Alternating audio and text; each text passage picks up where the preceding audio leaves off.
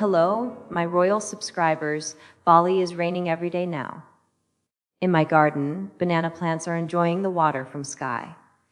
Today, we are looking into publications from Center for Research, Parliamentary Expertise Agency, the Indonesian House of Representatives. They issue incredibly useful information periodically. We discuss about several topics: APEC, investments, peacekeeping, domestic violence. Sit back and listen till end. Always stay safe. Welcome back, everyone, to the Deep Dive. This time, we're taking a closer look at Indonesia. Yeah, really diving into a whole stack of reports from the Indonesian House of Representatives. Right, and it's pretty fascinating stuff, actually. Definitely. I mean, these reports really give us a peek behind the curtain of what the government is thinking. Absolutely, and today, we're going to see what they're thinking about everything from import strategies to family dynamics, even Indonesia's role in global peacekeeping, right? You got it. I mean, it's all in here, lots to unpack. Okay, well, let's jump right in then. One thing that immediately caught my eye was this proposal to shift import hubs away from those major ports like Tanjung Priok. Oh, yeah, towards eastern Indonesia. Exactly. Yeah. Can you imagine electronics, textile, I mean, even just like your favorite cosmetics, landing in places like Sorong or Baitung instead of Jakarta? It's a pretty bold idea, for sure. It is. So what's the reasoning behind this? Well, the Ministry of Industry is the one pushing this, and their main goal: boosting domestic industries and trying to spread economic activity across the country. So basically trying to rebalance the economic landscape. Yeah, exactly. But of course, no plan is perfect. Right. What could go wrong? Well, the reports themselves actually point out some potential issues, like transportation costs, for example. Those could really spike, Leading to. higher prices for consumers, of course. Makes sense. And then there's the whole infrastructure question. I mean, are the ports in eastern Indonesia really ready to handle that kind of volume? That's a good point. Yeah, it's a bit of a gamble for sure. It makes you wonder, is this a bold move for economic equality or a logistical nightmare in the making? Right? That's the million-dollar question, isn't it? It is. Okay, well, speaking of complex situations, let's shift gears a bit to Indonesia's peacekeeping efforts in Lebanon. Okay.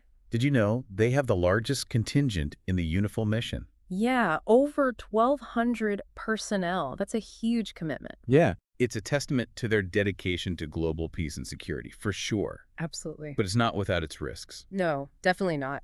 Recent events have shown just how dangerous it can be. I mean, there have been attacks on UNIFIL forces. Some even targeting Indonesian peacekeepers. Exactly. It's a stark reminder of what those peacekeepers face every day.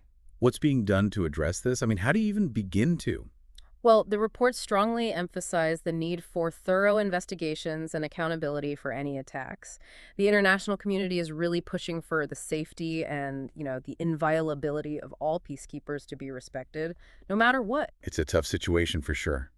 Seems like Indonesia's walking a tightrope between their commitment to global peace and keeping their troops safe. You said it. Okay, well, let's turn our attention now to something a bit closer to home. A pressing social issue within Indonesia. Child abuse. Yeah, that's a tough one.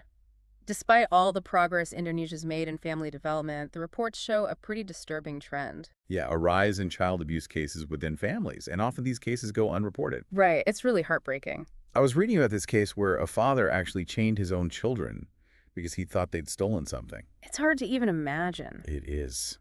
What are some of the factors contributing to this? I mean, what leads to a situation like that? Well, the reports point to a lot of different things, actually. Cultural norms that sometimes condone corporal punishment, economic hardship putting immense strain on families. And then there's the reluctance to interfere in what people see as like family matters. Right. It all creates this difficult cycle to break. It makes you think, can Indonesia really achieve its vision of a golden generation by 2045 if this issue isn't addressed? That's a really good question, and one that the reports themselves grapple with. It's going to take a multifaceted approach, challenging some deeply ingrained societal norms and providing support to families who are struggling. It's a long road. It is. Okay, well, switching gears again, let's talk about President Prabowo Subianto's recent trips abroad. To attract foreign investment, right? Exactly. Indonesia needs a lot of capital to reach its economic goals. $600 billion, to be precise. Wow. And these visits are a big part of their strategy to get there. Oh, absolutely. They're especially focused on attracting investment for commodity processing. And how did that visit to China go? It seems to have gone well. The reports say he secured some significant commitments, particularly in the energy and technology sectors. Interesting. I was reading that Indonesia's investment competitiveness ranking has actually surpassed that of the UK and Japan. Yeah, it's pretty impressive. Shows they're making progress. But are there still challenges? Definitely. The reports are pretty upfront about that. They say investment efficiency is still a concern. Because of, Well, things like corruption and high economic costs, for example. so attracting the investment is one thing, but creating the right environment for it to flourish is something else entirely. Exactly. And it's crucial if they want to see real benefits for the Indonesian people. Well, we've covered a lot of ground already, but there's still so much more to explore. Oh, definitely. We'll be back in a moment to delve deeper into Indonesia's engagement with APEC and its role in the Asia-Pacific region. Sounds good. I'm ready when you are. Yeah. APEC is a big deal for Indonesia, especially when we're talking about their economic goals. Right, APEC, the Asia-Pacific Economic Cooperation Forum. Exactly. And President Prabowo's trip to Peru for that APEC summit, definitely a strategic move. It seems like it. Yeah. I mean, especially when you consider how much trade happens between Indonesia and those other APEC members. Oh, yeah, it's huge. Something like 70% of Indonesia's exports go to those countries. 70%? Wow, that's a massive chunk of their economy. It is. And it's a pretty diverse mix of stuff, too. Like what? You name it. Palm oil, rubber, electronics, textiles. So they're really tapping into a wide range of industries. Oh, yeah. It shows how much their manufacturing capabilities have grown. So basically, President Prabowo's using these APEC meetings to promote Indonesian products on a global scale. That's a big part of it, yeah. He's really pushing for open and fair trade while emphasizing how, high quality and competitive Indonesian goods are. Trying to attract more investment and boost those export numbers. Exactly. But there's been some talk about a slowdown in trade recently, hasn't there? There has, yeah. The reports acknowledge that. Fluctuations in commodity prices, some economic slowdowns in major trading partners, it's all had an impact. But Indonesia's still in a good position overall. It seems so. They still have a healthy trade surplus with APEC overall, even with the ups and downs. So APEC is like a crucial economic lifeline. You could say that. And it's not just about trade either, right? Right. It goes beyond that. The reports suggest President Prabowo sees APEC as this platform to address some bigger regional challenges, Like what? Climate change, for instance, or food security. So Indonesia's aiming to be a leader within APEC. It seems that way. They want to shape the agenda, push for solutions everyone can get behind. Makes sense. But that can't be easy, can it? It's not. I mean, they've got their own internal hurdles, too. Like that goal of reaching an 8% economic growth rate. 8%? That's pretty ambitious. It is. How are they planning to pull that off? Well, they've got some big initiatives in mind, like nickel processing, for example. Indonesia's got tons of nickel, which is essential for those electric vehicle batteries. Right. They want to move beyond just exporting the raw materials, They want to be a major player in that global battery supply chain. Exactly. But to get there, they need massive investments and the right tech expertise. So APEC becomes this stage to attract investors and build those key partnerships. Exactly. But the reports also warn against becoming too reliant on specific partners, Right. Got to keep it balanced. Right. And they need to make sure their regulations are efficient and that these investments actually benefit the Indonesian people. So lots of moving pieces. Lots of moving pieces, yeah. It's a balancing act, for sure. And it all circles back to that idea of strategic autonomy we were talking about before. Right. Engaging globally, but on their own terms. Okay, well, let's move on then to how Indonesia is navigating the world of geopolitics, especially in a region where you've got all these major powers kind of flexing their muscles. Yeah, it's a complicated landscape for sure. So how is Indonesia trying to manage all of that? I mean, all these different relationships and interests. Well, the reports really highlight Indonesia's commitment to something they call strategic autonomy.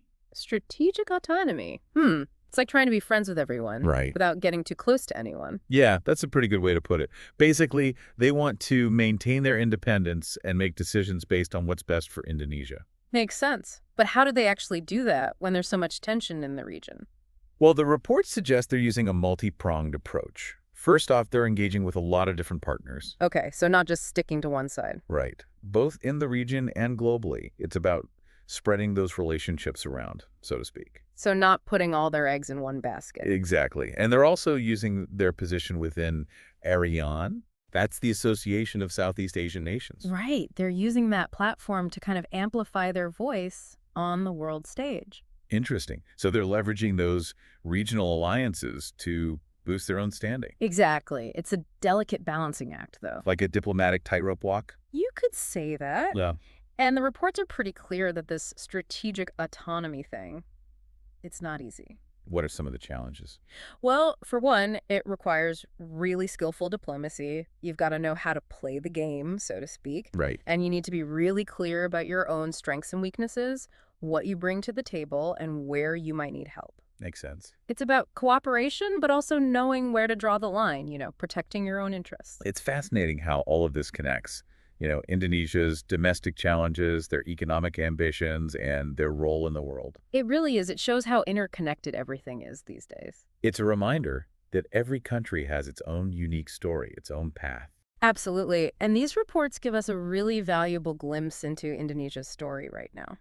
Well, that about wraps up our deep dive into Indonesian politics and economics for today. We've covered a lot, from shifting import hubs to peacekeeping, child protection, and this whole idea of strategic autonomy. We've been all over the map. It's been quite a journey. What stood out to you the most? I think the key takeaway for me is that Indonesia's a nation on the move. Yeah. They're grappling with some really big questions, and they're not afraid to make bold choices, both at home and on the global stage. Absolutely. And that's what makes it so fascinating to watch. It really is. Well, folks, that's all the time we have for today. But remember, this is just the beginning of the conversation. We encourage you to keep exploring these topics because understanding the forces shaping our world, that's a lifelong journey. Keep diving deep. Until next time.